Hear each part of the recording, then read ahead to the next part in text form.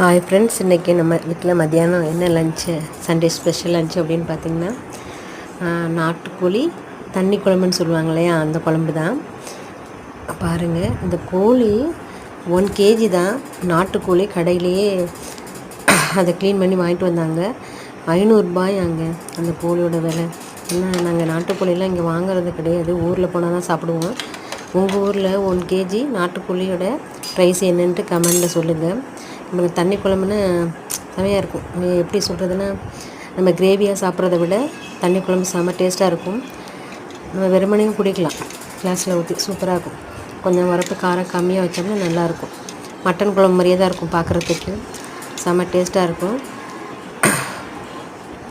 பாருங்கள், கடகடன்னு எல்லா வேலையும் பார்த்து விட்டுங்க. பாருங்கள், லபலபன்னு கொதிக்குது பாருங்கள். வச்சு செமையாகிடுச்சு, ரெடி ஆகிடுச்சு குழம்பு. பாருங்கள், லெக் பீஸ்லாம் செமையாக இருந்துச்சு. ஆனால் கோழியோட விலை அதிகம் தாங்க.